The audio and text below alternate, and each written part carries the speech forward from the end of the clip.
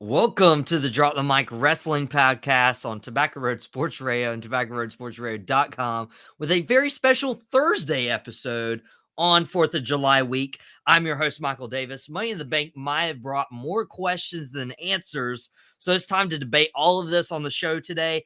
Please welcome back to the show, Shannon Smith, right now on Drop the Mic. Shannon, how are you doing today? Hey man, I'm doing great, man. I'm gonna leave you alone for the last time because you invited me back. We covered this on Out of Pocket. Yeah, I'm gonna leave you Hey, alone. I'm gonna let you hey, live. I'm hey! gonna let you I live. was like, okay, let me give Shannon a break for a week, and it's been a week and a day, and you haven't let me live it down yet about not having you on the show. But I get to have you on a Thursday episode of Drop the Mic, and I can't remember. I think I originally started this podcast on Thursdays hmm and was running on Thursdays, ran a couple Friday episodes and was trying to find my groove. Should I do Thursday? Should I do Friday? Should I do a Monday? And then Desmond Johnson, the producer of Tobacco Road Sports Radio, you know, came up to me and was like, hey, how about you join the Wrestling Wednesday card? And we did. Now, unfortunately, 4th of July was this week. There's a lot of festivities producing the radio station over at the camp right now. So we were only able to do this Thursday episode of Drop the Mic.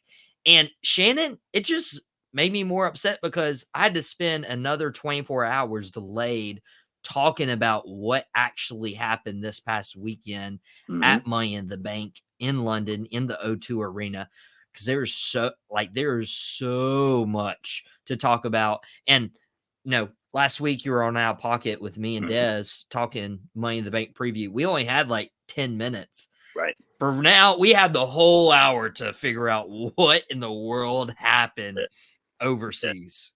hmm Looking forward to it, man. Looking forward to it.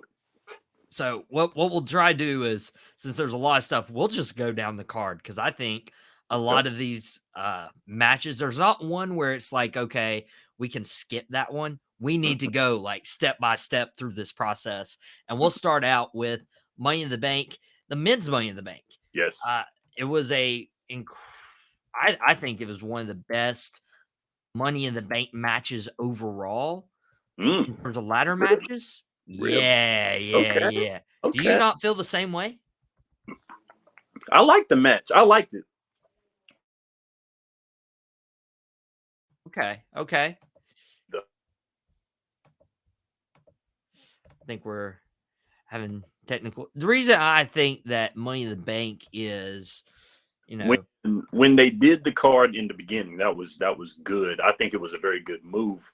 But I must say, for a Money in the Bank that might not have had the star power of the Money in the Banks in the past, it was really good, really good. So I liked it. I was very, very intrigued by it.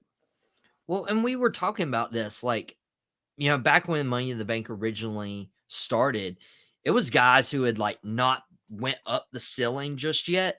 You had Edge, you had Jericho, Benoit, Kane, Christian, Benjamin, like that. Those were your six guys. hmm And ever since they made this a pay-per-view, it's like, okay, let's put the biggest names we can in there, like John Cena, Randy Orton. But they don't need this Money in the Bank. All these guys have never won a world title before. Which made it the more interesting. That was a great move by the WWE, in my opinion. Oh, yeah, and even though they put Logan Paul in there, scared us. By the way, we didn't even recognize this. I am hosting my own wrestling podcast. We need to get Matt back on the show so he can just, like, eat his words. He has yet to text me, like, owning up to, "Oh, Logan Paul's gonna win Money in the Bank, and I'm gonna host your podcast." Crickets, man. He's always the first one to be like, "Oh, you were wrong," and I'll admit when I'm wrong Right. sometimes. Yeah. Yeah. But then he's like, what about this? Where were you wrong? I'm like, come on, man, you were wrong twice in 1 hour, and that's why Saturday was so good for me. I mean, it was very, very entertaining. Great matchups. There's some stories that are going to be involved, and some are going to be bought that were bought out of this one match alone. And that was the first match of the night. So that ought to tell you something. And I was like, when they started out with it, I was like, okay, one or two things came to mind. One, is this why is this going on before the women's Money in the Bank? Couldn't they have just inserted it there? Right. Or would the winner end up cashing in later that night on the world heavyweight champion Seth Rollins or Finn Balor? That was another thing that was coming up to mind when I was thinking about why would you put this match to start out with? I mean, with it being Money in the Bank, why not live up to the name and go ahead and hit one of them first? I think that it set the tone for the night. The match set the tone for the rest of the night, so that was a big thing, and I think that's the reason why they done it first, because the match was going to set the tone for the rest of the night, because we knew who the main event was going to be. We knew, and it wasn't going to be the ladder match. We knew what the main event was going to be. The best wrestling story in all of wrestling is the main event of Money in the Bank. So why not go ahead and just see who's gonna get that briefcase, and then go ahead and see what everybody wants to see. And that was awesome. Like, I really enjoyed the match. And you mentioned, certain, stories coming out of the ladder match. I feel like anytime, you have a match like the Royal Rumble or Elimination Chamber, or Money in the Bank, you have such an opportunity to highlight certain guys, whether you have, you know, WrestleMania matches coming out of the Royal Rumble or Elimination Chamber. And Money in the Bank, you may not win, but hey, we can build up to this match at the next pay per view, which is SummerSlam. Mm-hmm. And I think they did this with the multi man match where Logan Paul was inserted in this match and he wasn't inserted to win the briefcase. He was put in there to have a few spots with Ricochet, and now it appears that they could end up having a match at SummerSlam.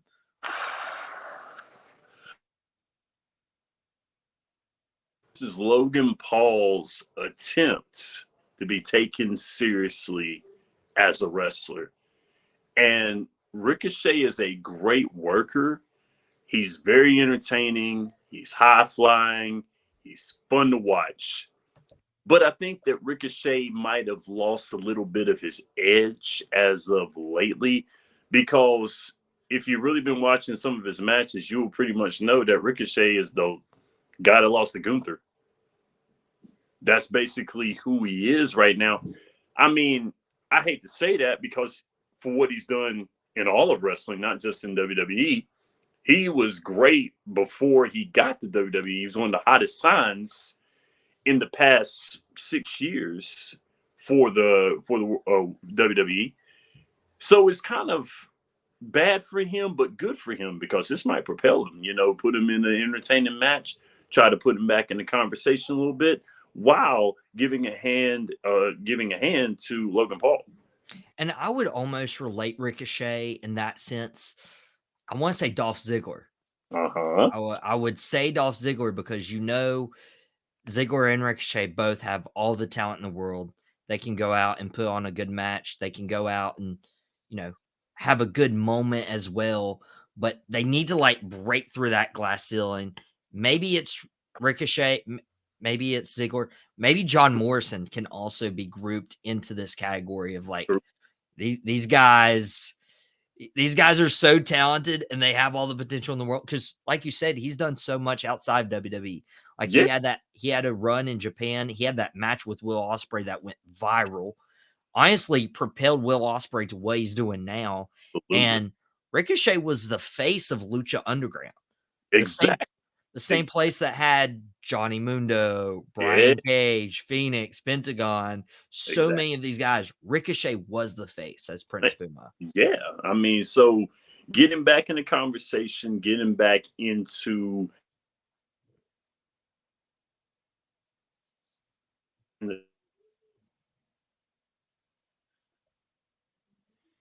Getting him back into, I think we lost Shannon nope, real quick. right. Oh, there we go. I'm right here. Sorry about that. You're good. Yeah, man. Don't know what's going on today, but we're gonna get through it. We get into it. We getting through it.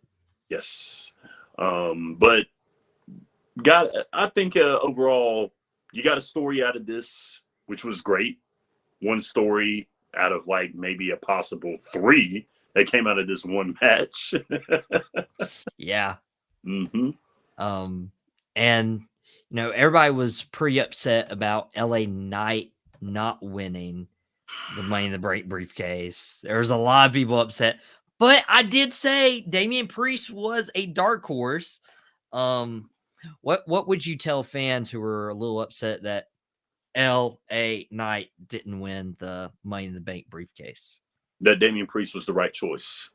I will tell them that Damian Priest was the right choice, and here's why. Because LA Knight is one of the most over wrestlers in the WWE right now. With that being said, you've got a title held by a babyface, the World Heavyweight Championship. Gunther is a heel, I would say. He's a heel that could kind of switch over because of his reign with the Intercontinental Championship. You got Austin Theory in no man's land, and you got Roman Reigns, who is not going to lose that title anytime soon. So unless Damian Priest does a babyface turn, which I seriously doubt, I mean, it would make more sense to put him, because he's a heel. He could go for that World Heavyweight Championship. He could turn Gunther face. He could go for that United States Championship again. See, I gotta cut you. I gotta cut you off there. I hate the idea, and Des brought this up Friday on Out of Pocket. I hate the idea of this briefcase being cashed in on a mid-card title. I get it. Just I can't. No. I get it. But here's another thing also too. But here's another thing though. It's just the fact that Damian Priest is a heel. It's the best move. Put it on a heel. Put the Money in the Bank title on a heel. Because Damian Priest has pretty much got every champion right now looking over their shoulder, which is what he wants from the get-go, with what he's about to do next Tuesday, going to NXT and messing around with Carmelo Hayes, which I think we're getting ready to see Carmelo Hayes come up to the main roster sometime soon. Why not have somebody like Damian Priest give him a little bit of a leg up into the main roster spot? So why not? So this is a smart move. If you would have put the briefcase on LA Knight, I really think that it would have probably shot him in the foot.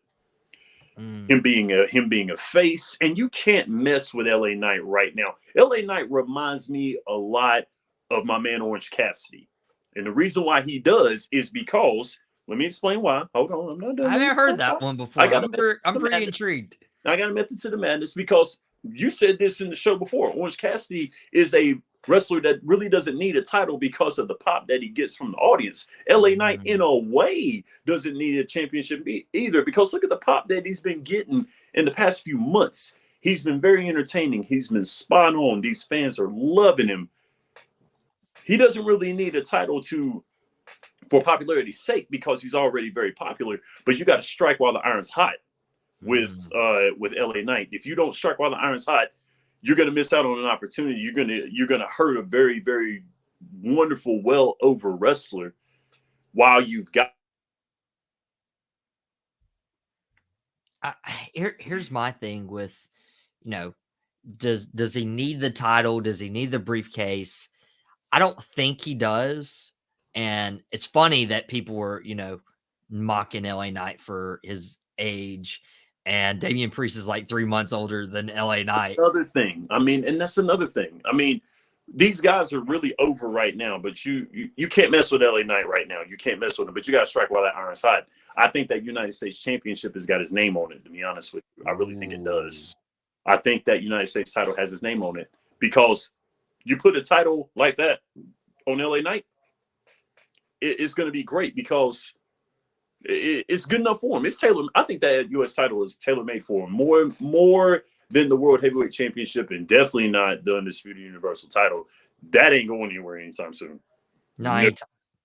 I'm starting to think that title is going to be with Roman through WrestleMania 40. You know what? I don't see it. I don't see it coming off of him anytime soon. Who would you put it on? You don't want to kill that. You don't want to kill that story already. You don't want to do that. The story is going great. Roman Reigns has gotten traction with the title. No, it would be criminal to do that. It would be criminal. And this could be an entire podcast episode of its own, trying to Absolutely. figure out how that reign for Roman Reigns ends. Honestly, I think it's so good right now that you can't end it before Roman Reigns is tired of being a full-time performer. Uh-huh. Like, because how would you put him on television every other week to, like, I mean, do something better? Like, anything else is going to be like just going down the hill, and it would be a descent on what he's already accomplished. And we're going to get to that main event though. Yes, we are. Yes, we are. Yes, We're we are. going to get that main event. Congratulations, Damian Priest, for winning the Money in the Bank ladder match. Teasing a little potential Judgment Day split that we'll get into a little later on the card. But second match of the night was Liv Morgan and Raquel Rodriguez. Liv being back from injury, defeating Ronda Rousey and Shayna Baszler for the tag titles. But Liv and Raquel didn't do it without some help. But their help came from their opponents for some reason. Yeah.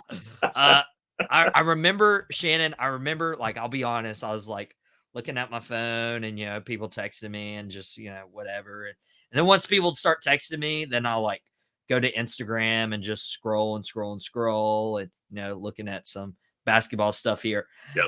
And all of a sudden, me and my buddy watching with me, he's like, whoa.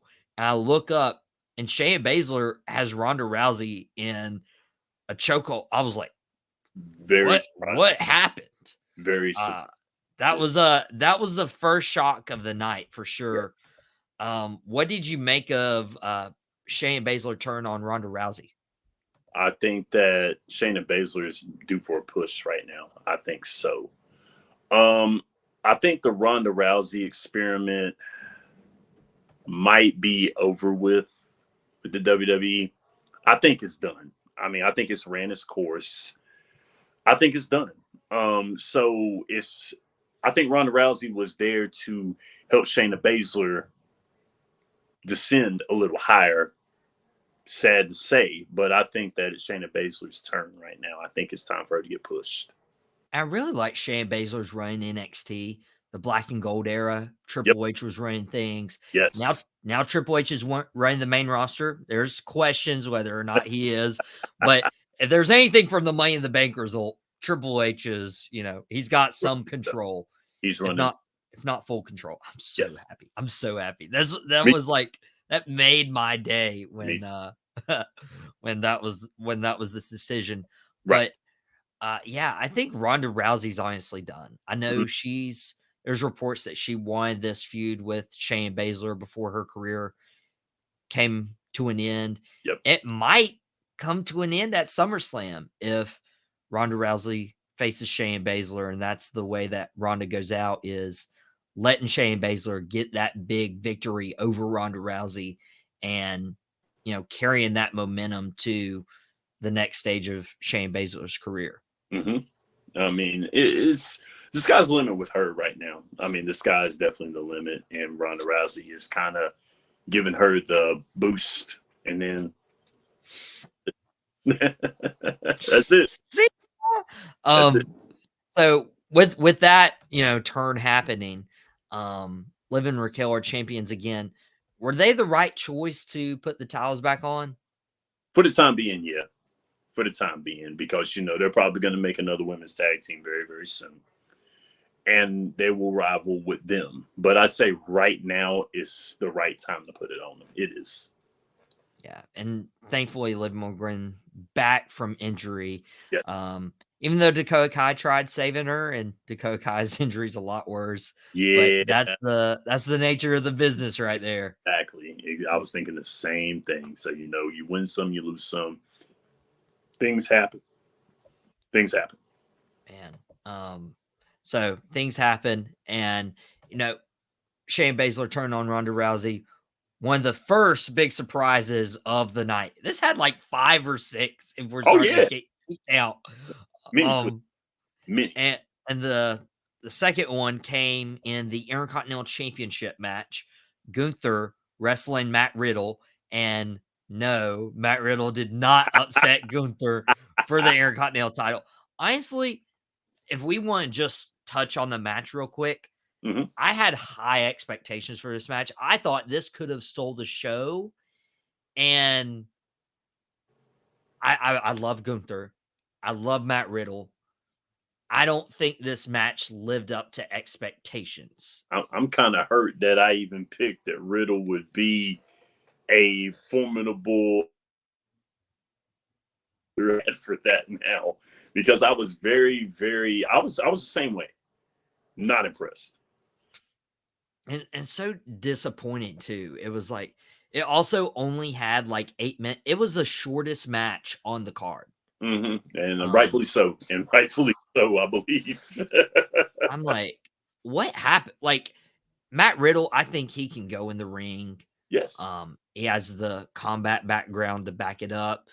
Almost honestly kind of reminds me a little bit of Kurt Angle, just in terms of his background and then, how he's captured the comedic relief with the promos. Like Matt Riddle and Chad Gable are basically carrying Kurt Angle's legacy on. Pretty much. And Gunther is a future world champion very Legit easily. guy. Very legit. I mean, really, it's a contrast to the two. You got funny, and then you got the serious right here. Gunther, the ring general, of course. Which you could have capitalized on that with those two.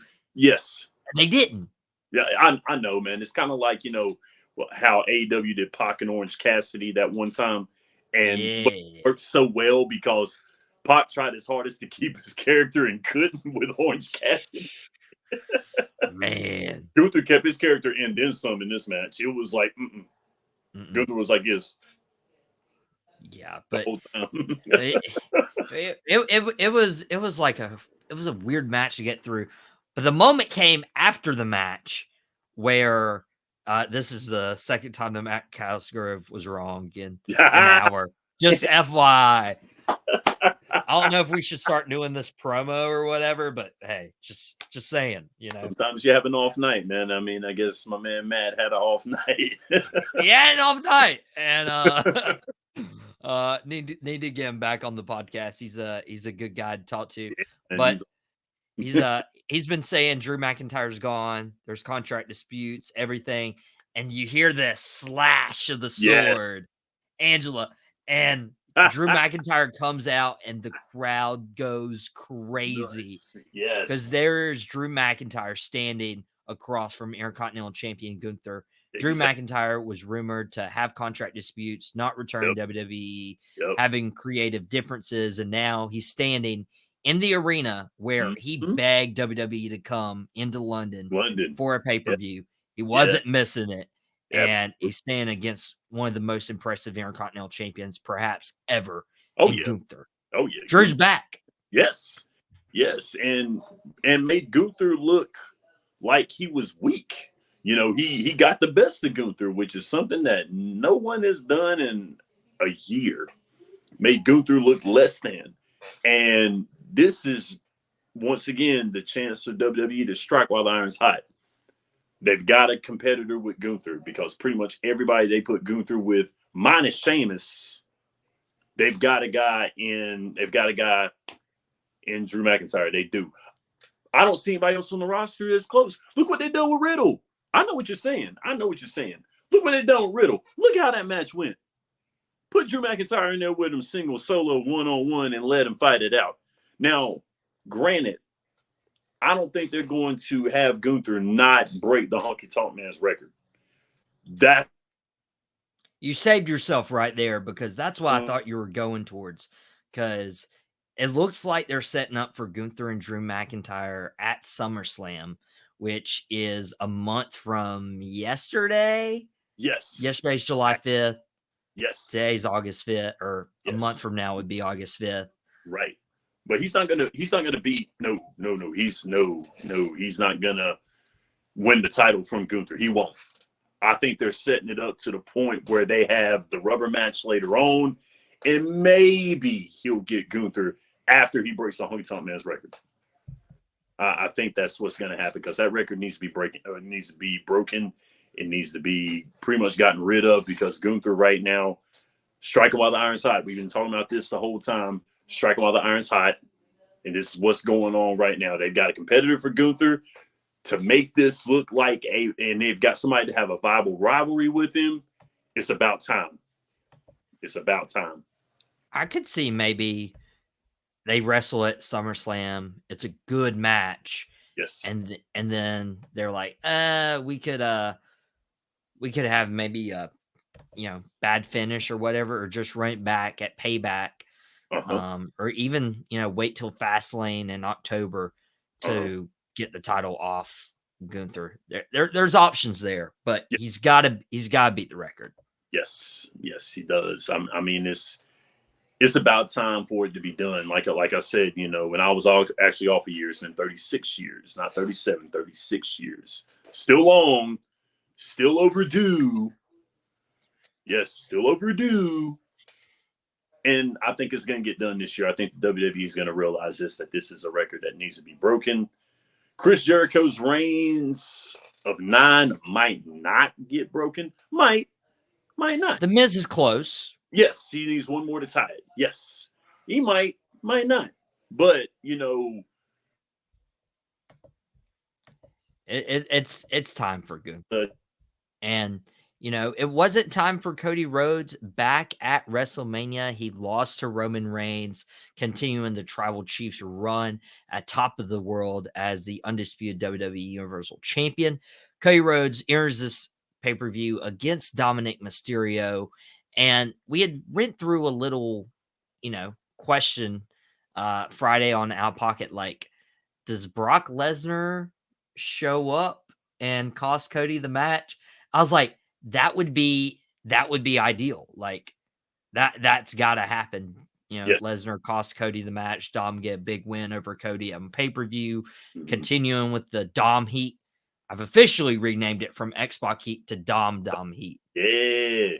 Like we got to make that change. But Cody beats Dominic. Are you surprised of the result in Brock Lesnar waiting 24 or 48 hours to show his face? I'm not surprised with it. I didn't see Dom winning this match. I did see kind of like the DQ maybe happening, something like that happening. But Dom winning this match, winning clean over Cody, would be a slap in Cody's face. And I would want to leave as soon as that happened. If I was Cody, I would have left out the building as soon as that happened. I know Dom is probably the heel that is it's fun to hate Dom, and it's great. And you need heels like Dom in the company. You do. But, Cody is more seasoned, and you can't just let Cody get beat by someone who's not as seasoned as him. Not unseasoned. I don't want to say he's unseasoned because, his father is one of the legends in the game. Rey Mysterio, he's a legend. So Dom's not unseasoned. He's just not as seasoned as Cody is. You know what I'm saying? Cody's wrestling royalty as well, too. The Rhodes family, of course. So which kind of made it kind of like a legacy match in a way, but not in a way, if that makes sense. But with that being said, I'm not surprised. Nope. I'm glad you mentioned the legacies of their fathers in this match. But would you have been as upset if Brock Lesnar had come out and cost Cody the match? Because at that point, it's like, okay, Cody didn't lose clean. Right. But you still get Dom a really big win that I feel like he needs. Yeah. I mean, and that would be fine. I mean, I'd be okay with that. But Dom just clean winning? No, I would not be okay with that. But yeah, the DQ and the getting involved factor with Brock Lesnar, yeah, let it happen. It could have been. Do you think loss hurts Dom's momentum right now? No. So, because Judgment Day is still going, Judgment Day is still thriving, and Dom.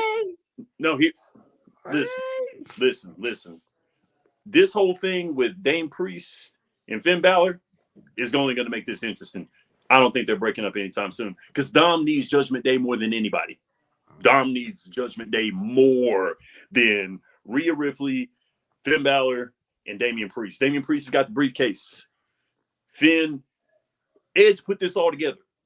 Edge done this. Edge put all four of those guys in a wonderful spot, and they should thank Edge for that.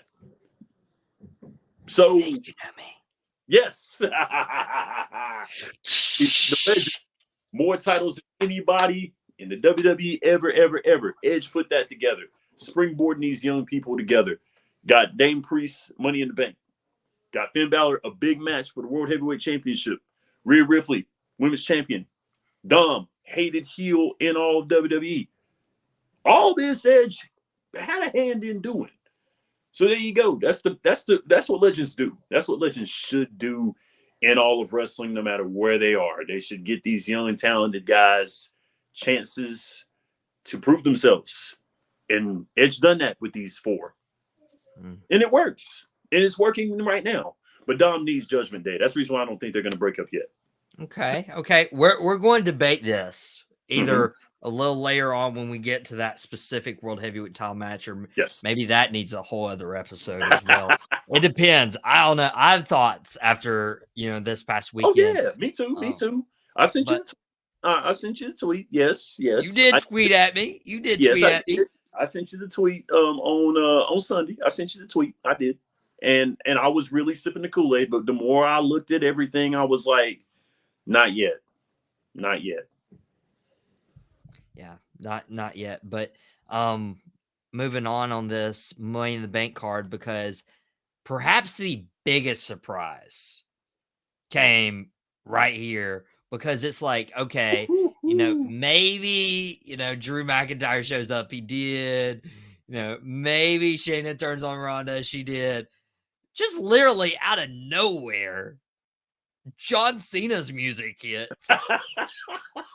And John Cena comes down the ramp, and London's going crazy. Yes. But it's not like, this is like, what, 10, 15 minutes after Drew popped the crowd, and Cena's was louder. Yes, it was insane. And it wasn't even, his entrance wasn't even the biggest pop while he was out there. No. as soon as he dropped, I'm here, and you're like, okay, he's trying to get a SummerSlam match. Who's going to come out and attack him, interrupt him, whatever. And you're going through your mind trying to rack up names. John Cena's go, I'm here to try to bring WrestleMania to London. Ooh. And then that place went crazy. Insane. What? Shannon, first of all, how caught off guard on a scale of 1 to pepperoni were you with John Cena showing up in the O2 Arena in London? Oh man, I would have to say that was in left field. Who wrote this? Who added this song? Who done it? I mean, I'm not complaining, but I mean, I'm just like, who? Really? Really, guys? So y'all just going to just like hide this from everybody? Is that what you're saying? I mean, yeah, I was very caught off guard, but in a good way. Yeah. This segment was kind of but what? No. When he ended up talking with Grayson Waller, that part right there was kind of like but with the bringing WrestleMania to London, which was something that Drew McIntyre wanted to do. And before we go into that, I do want to back up John Cena, because John Cena has done amazing in the times he's been back with WWE here recently. Because when you have that Roman Reigns, Roman was an established star, but he needed that win against John Cena. He sure did. Okay, fast forward, and you get Austin Theory at WrestleMania. Theory grew up a Cena fan. Yes. And Theory needed a big primetime win as United States champion to, get himself over. And then John Cena comes back, and he could have Edge. He could have Randy Orton. He could have any of those guys come out, and it makes sense, and the fans love it. But Grayson Waller, of all people, like Cena for the last, 8-9 years has put other people over, and he's allowed people the opportunity on the mic against them. This Now guy, this ain't ruthless aggression, John Cena.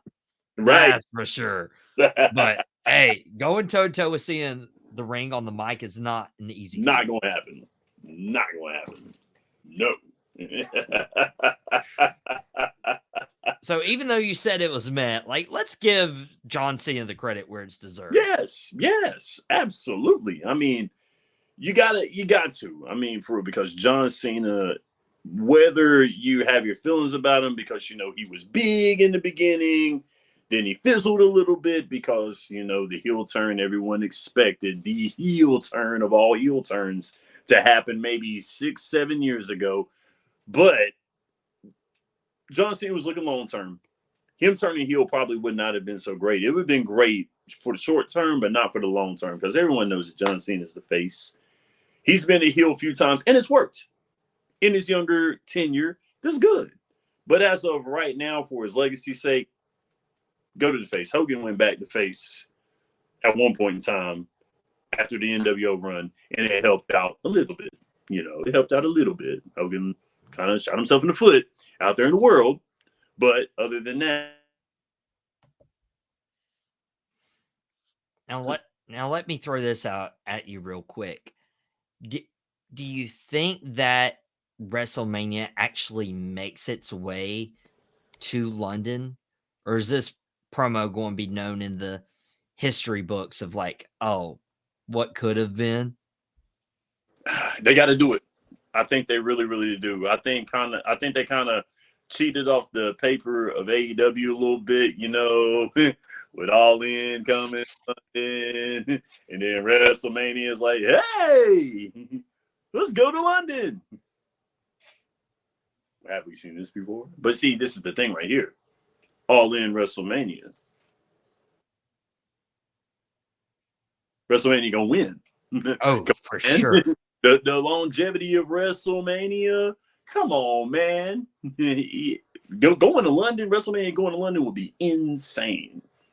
Especially selling out 2 nights. Gotta do it. Gotta do it. Gotta do it.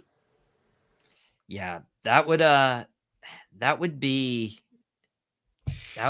something. Yes.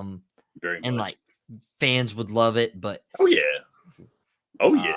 Where else would you like to see a WrestleMania? Charlotte. Oh yeah. Let's go. Well, is this a little biased? Maybe. Yes. But yeah, very biased. The fact that North Carolina's never had a WrestleMania. Absolutely. With the tradition of the NWA, Flair Country, like, come on. Bring in WrestleMania. Oh, I'd definitely go. If it is, I'm going. I mean, if it goes, I'm going. I'm going. I mean, for real, I'm going. What we need to do is have the Carolina Panthers build a new stadium and then be like, hey, here you go. Because that's where they're going now. They're going to a new Minnesota stadium. They're going to Ford Field, which Ford Field is, state of the art. They've went to the new Niners stadium. They went to the new Cowboys stadium. Like, they're going to these places where it's like, okay. Closed in and stuff, domes closed in and everything. We've had a few outside WrestleManias in the past, which were cool, which were very, very cool. But, yeah, I see what they're doing with the because WrestleMania is going to sell. It's going to sell. Regardless. It's like the Super Bowl.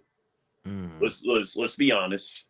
People may not want to admit that, but WrestleMania is like the Super Bowl. Look at who they've been adding to WrestleMania over the years. Big stars, big people have been coming to WrestleMania. The WrestleMania we just had is proof. So, yes. Mr. T was at WrestleMania. Mr. T. Come on, man. He was at WrestleMania. Mr. T was at WrestleMania. Mr. T. Come on, now, fun fact, some people don't know this. Money in the Bank was originated at WrestleMania 21. We referenced that ladder match earlier that Edge won and cashed in a year later. And so that's how Money in the Bank has grown from just being a match to showcase 6 talent that didn't have much at WrestleMania to its own pay-per-view. Honestly, one of the big 5 pay-per-views of the calendar year. And now we're in the women's Money in the Bank ladder match. It was I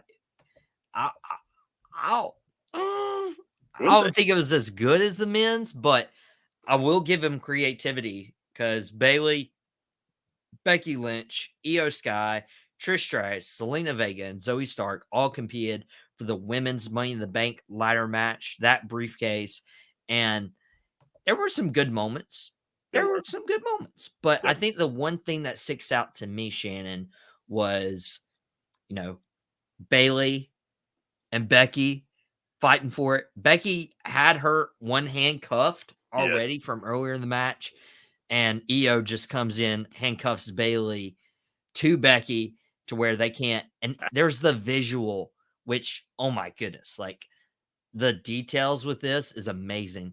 Like there's the visual of Io Sky climbing over Bayley, her leader in Damage Control, to get the briefcase, and there's nothing Bayley can do about it. Yes. That storytelling aspect was incredible. Spot on. And it needed to be done, honestly. I think Damage Control is on his last legs. I really do. Bayley's heel run was a great heel run. I really believe so. But I think this is the beginning of the end. I think so.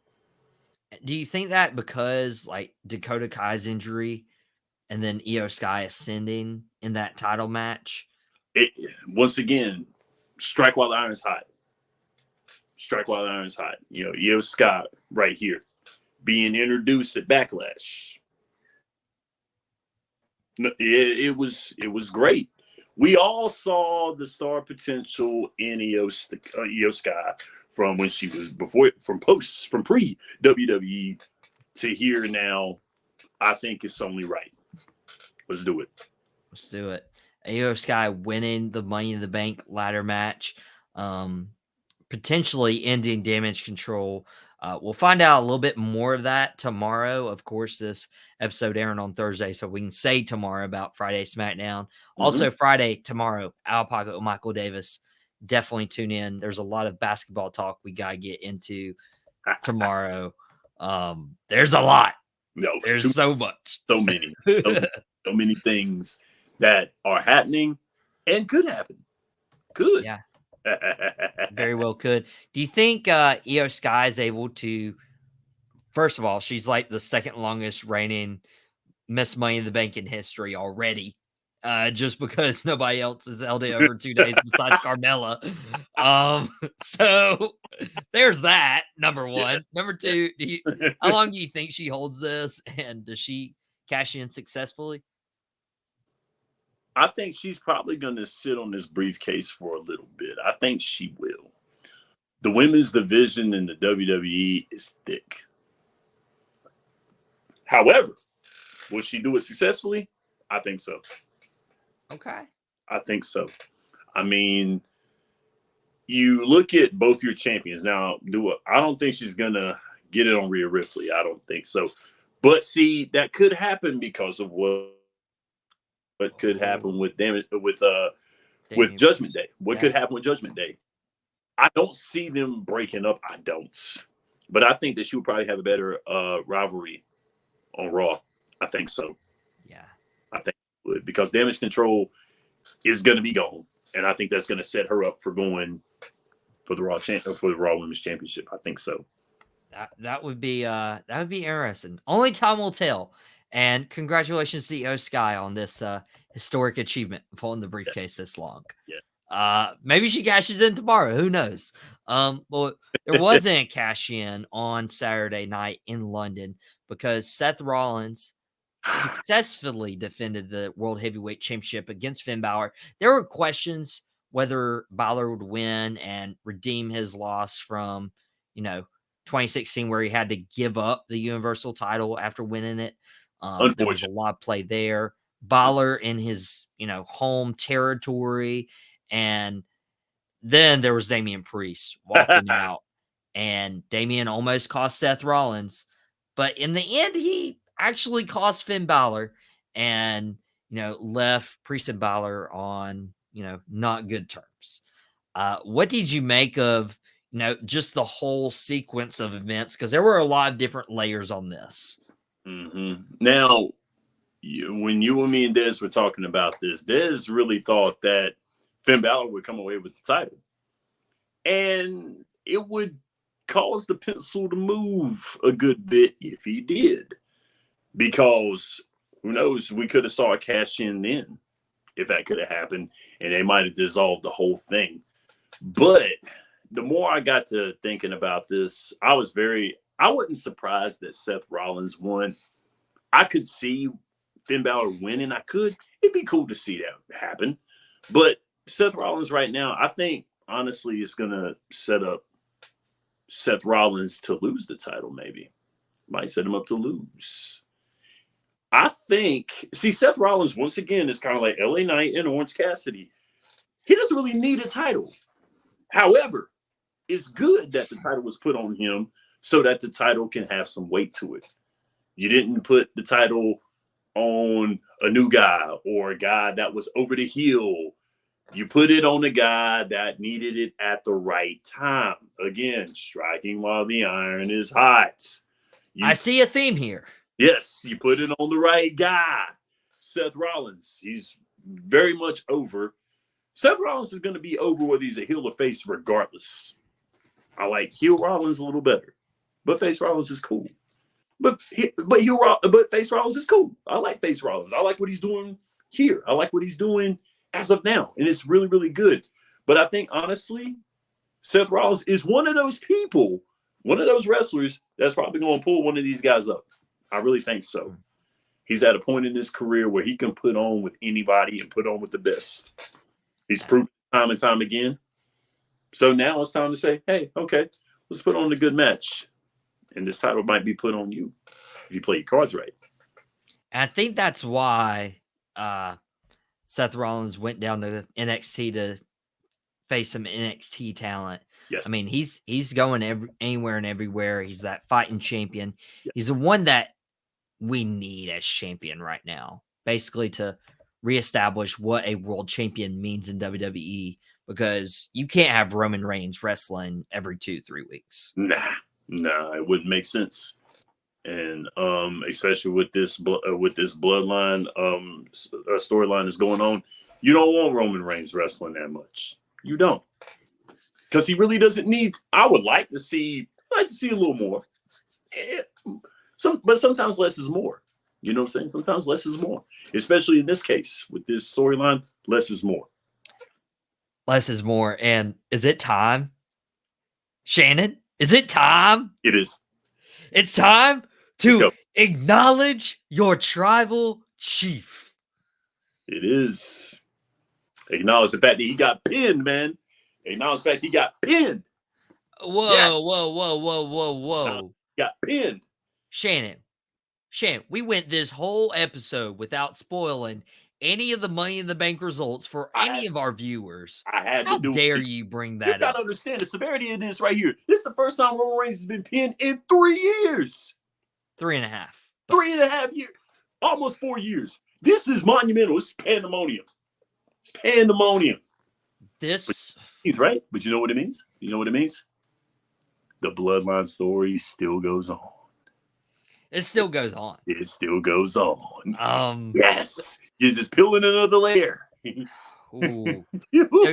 So Shan brought this up, and everyone's talking about Roman Reigns being pinned, and he was. But you even go back to Night of Champions. He wasn't pinned, but he lost in the main event with Solo Sikoa, right? Losing to Owens and Zayn. Sikoa got the pin on that one. Yes. And then you fast forward to this past Saturday at Money in the Bank, and Roman Reigns actually ate the pin by Jey Uso hitting the splash the exact same way Roman Reigns suffered his first pinfall loss in his WWE career.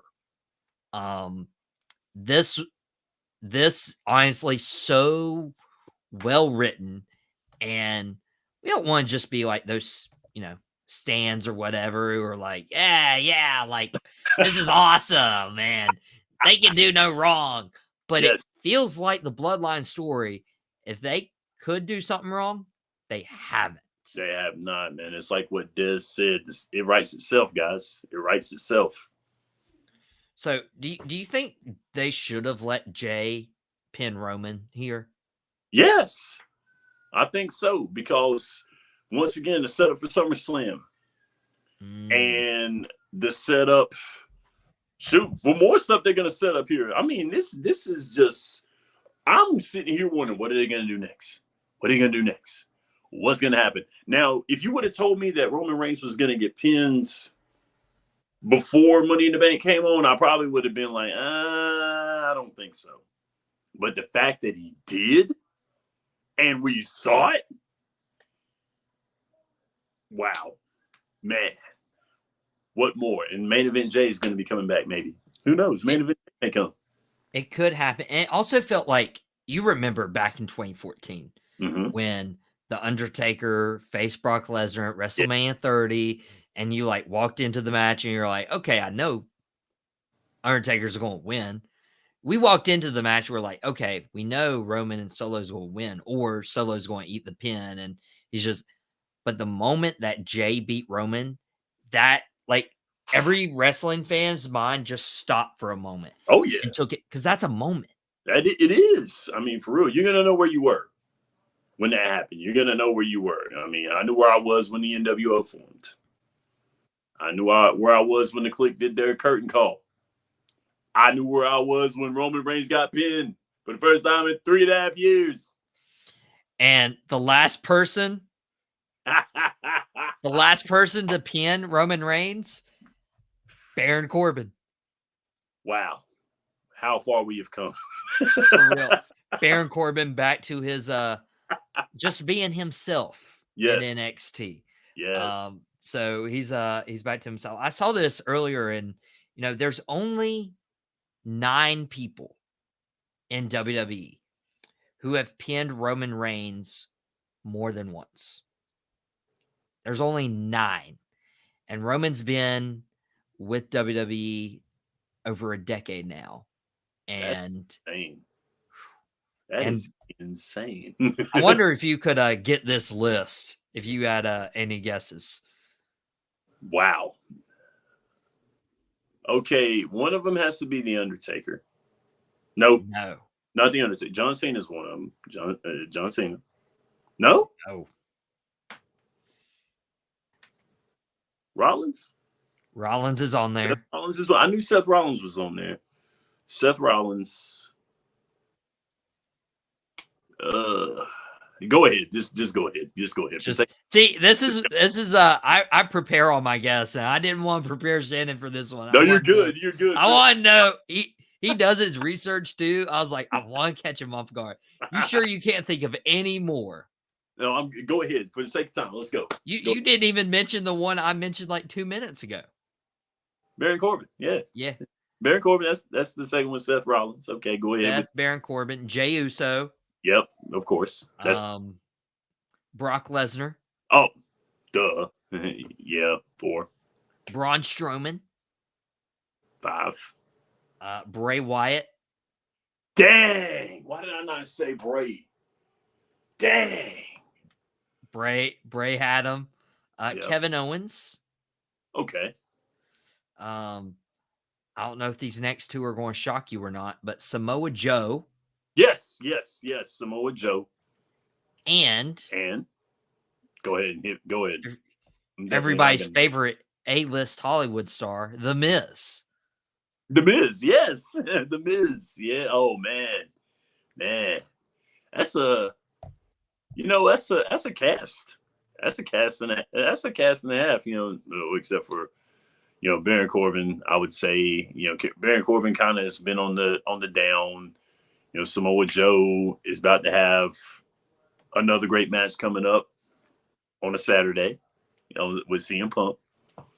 The Miz, of course, is The Miz. Yep. And Rollins is Rollins. I mean, I gotta say, I'm not sad about that group. Not at all.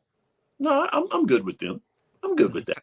But the fact that Jey Uso was the first guy to pin Roman in over 3.5 years sets himself up for SummerSlam to face Roman Reigns potentially. There's going to be Tribal Court tomorrow night on SmackDown. Yeah. We'll have to see what happens there. But for only 9 people to pin Roman more than once in 12 over a decade yeah, career, over 12 years. that's putting him up there. You got to put them in the conversation. You got to put them in the conversation. With that being said, you got to put them in the conversation. And yeah. So, guys, just enjoy it while it lasts. This was an entire episode devoted to Money in the Bank and everything happening in WWE right now. I was like, I can't take 4th of July week off. We need a podcast. We need to drop the mic. Shannon, we gotta get out of here. Thank you guys so much for listening to this Thursday edition of the Drop the Mic Wrestling Podcast. Thanks so much, Shannon, for dropping by on Drop the Mic. Tune into Out Pocket with Michael Davis at 4 live tomorrow on WWBG and Tobacco Road Sports Radio's YouTube channel. Don't forget to subscribe to the Drop the Mic's new home. And whatever you do, don't drop the mic. We will see you all next week on Tobacco Road Sports Radio with the Drop the Mic Wrestling Podcast. Dame's going to Miami. Oh, yeah.